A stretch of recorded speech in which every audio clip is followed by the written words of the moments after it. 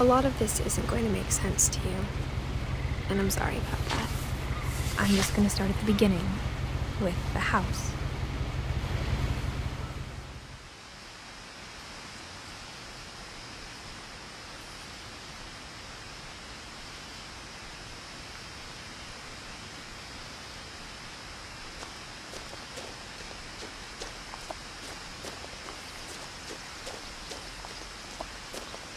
I lived here until I was 11, but I wasn't allowed inside half the rooms.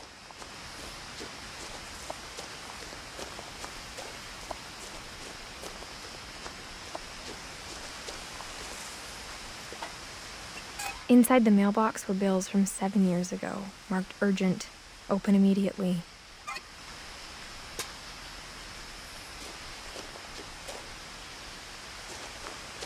I hadn't been back since my brother Lewis's funeral.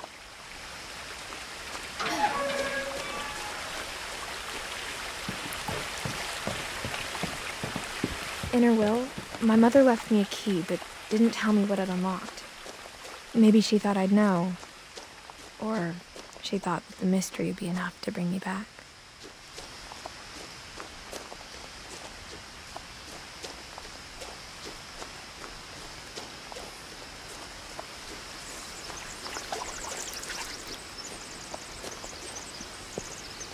The truth is, even after I inherited the house, I never thought I'd come back to it.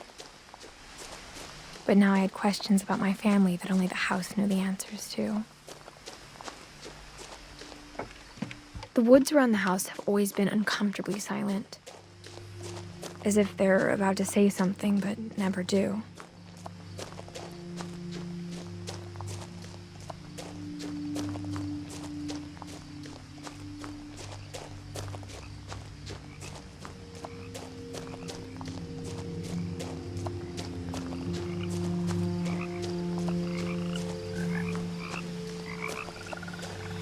The house was exactly like I remembered it, the way I'd been dreaming about it.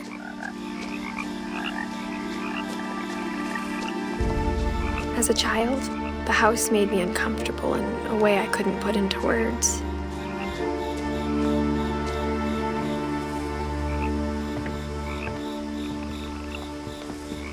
Now, as a 17-year-old, I knew exactly what those words were.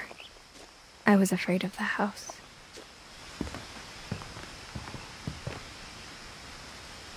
I hoped the key might unlock the front door. It didn't.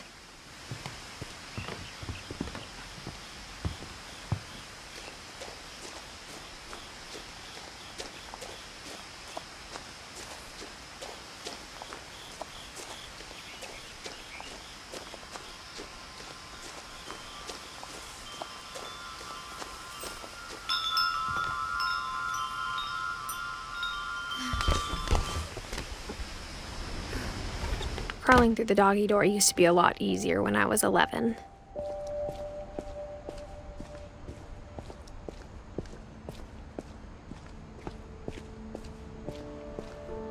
For the first time in years,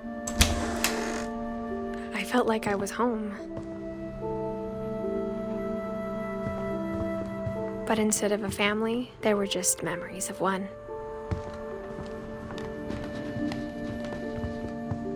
Nothing in the house looked abnormal. There was just too much of it. After Lewis started working at the cannery, we all got pretty sick of salmon. except our cat, Molly. The table was still a wreck from the night we left.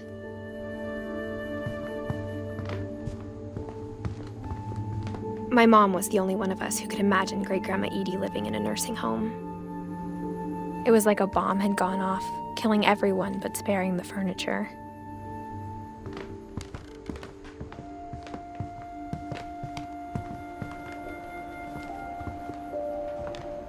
Even the fireplace had a story. Edie told me the bricks came from the original house, after it sank.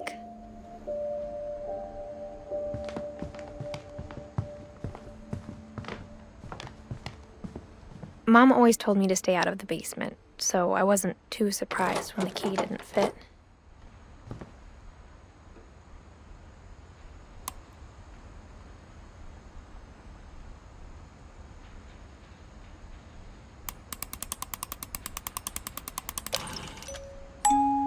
Great-Grandpa Sven built a music box for Barbara, along with the rest of the house.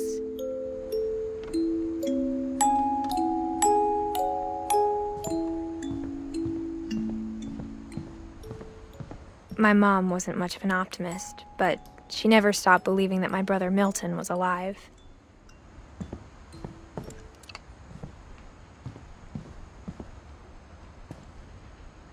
After Milton disappeared, Mom sealed up all the bedrooms. Then Edie retaliated and drilled peepholes.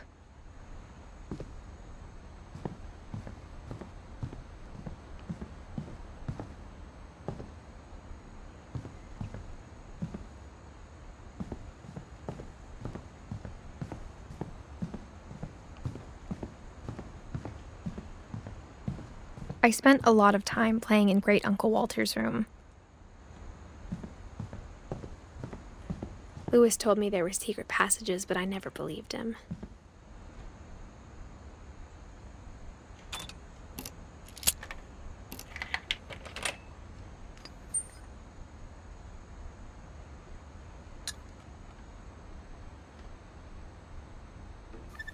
Turns out, my mom was really good at keeping secrets.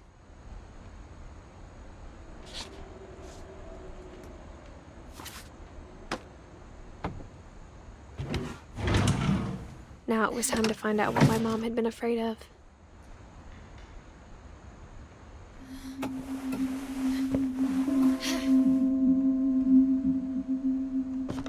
Reading this, maybe it sounds like I had a plan, but I had no idea what was behind that door.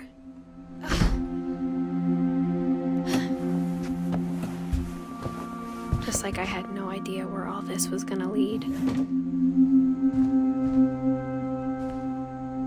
I grew up looking at Molly's gerbil had a tiny bedroom with its own even tinier gerbil cage.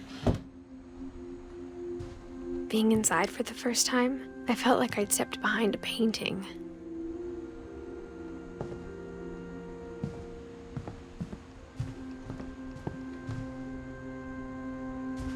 I got the sense Edie had spent a lot of time here.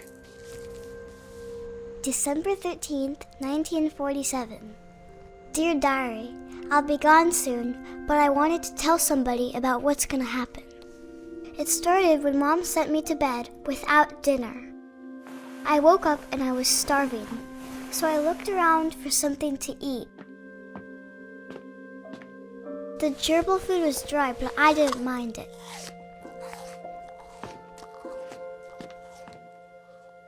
My Halloween candy was all gone.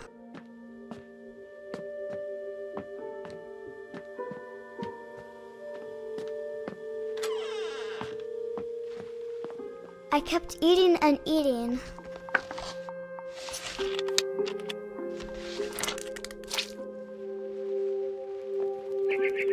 I ate a lot of things that night.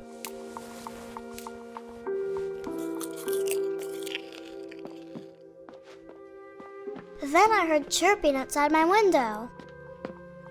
It was a barn swallow going back to her nest. I reached out for her.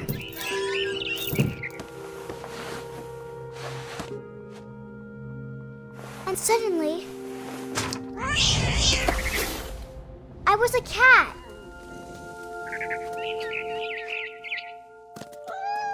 I tried to be quiet, but the bird was really scared.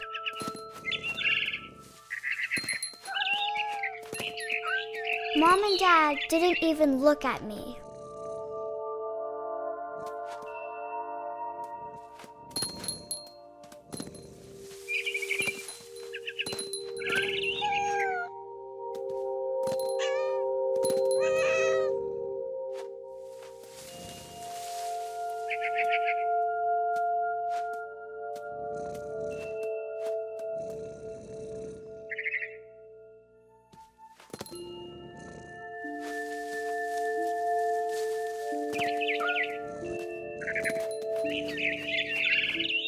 I jumped and I almost got her. I could tell she was getting really tired. Now I was up in the big tree. I promised Dad I wouldn't climb it anymore.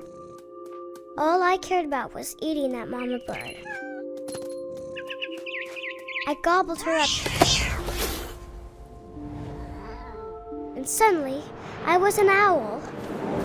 First, all I heard was the wind. Then I heard little teeth nibbling in the grass.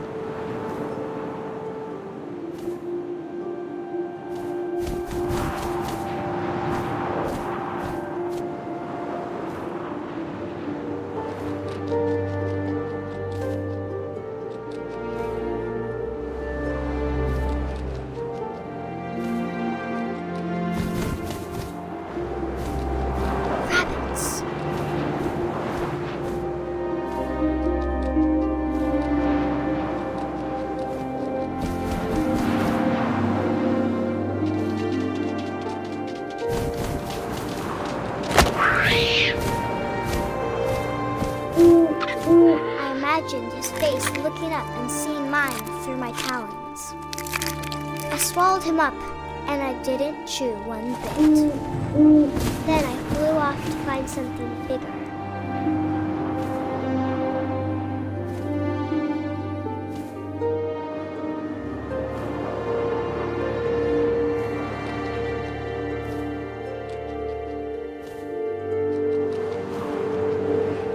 A mama rabbit.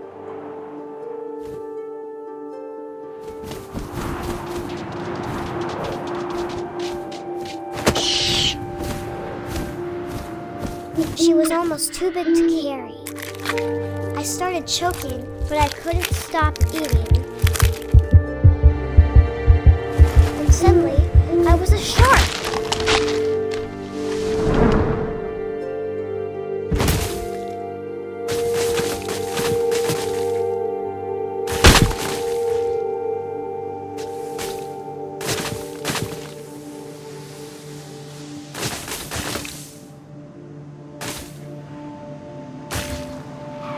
I rolled off a cliff and into the ocean.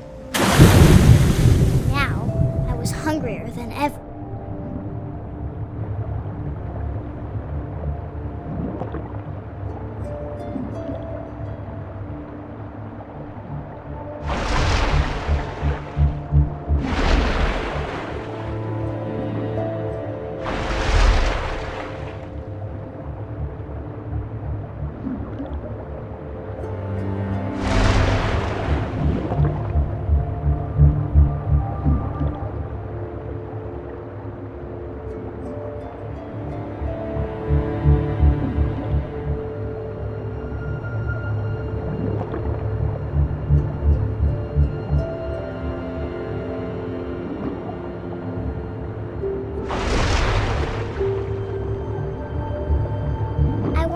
Fat, juicy seals.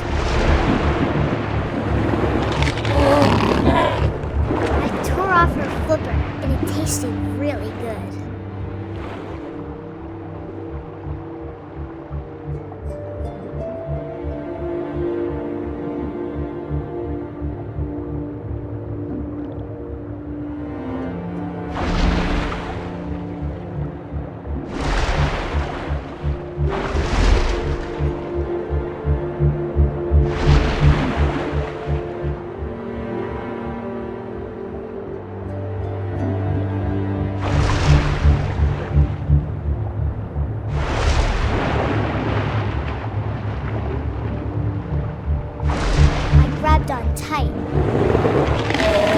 so hungry, I jumped out of the water.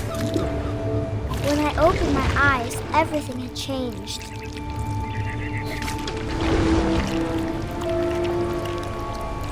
Now I was a monster, and I smelled people everywhere.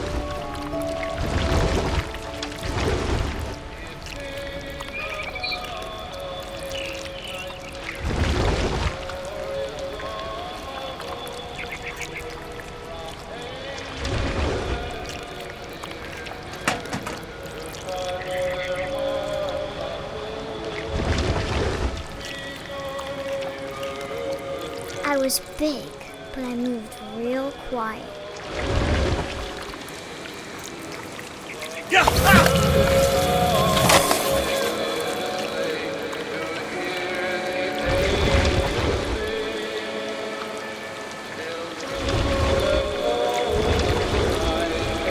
I wanted to stop, but also I didn't.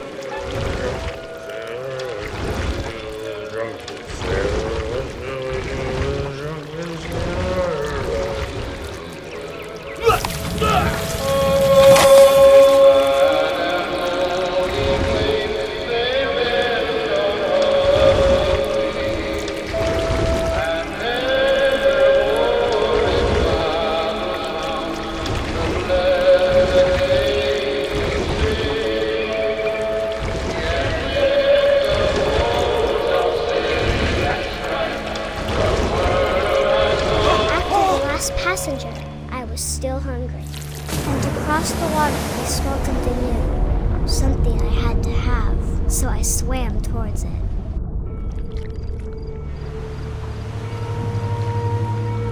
I slithered onto the sand, and the good smell went into an old pipe.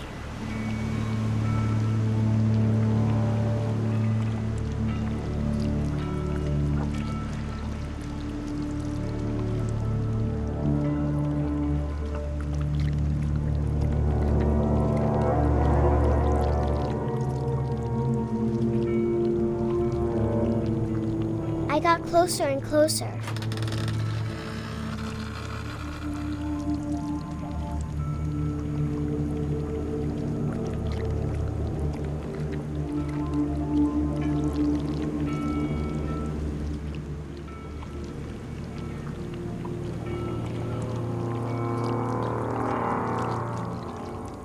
All of my stomach started growling. And suddenly, I was me again. I held my breath for a long time, but I couldn't hear anything. I think it's waiting for me to fall asleep. But it's not going to wait much longer. It needs to feed, and we both know I will be delicious.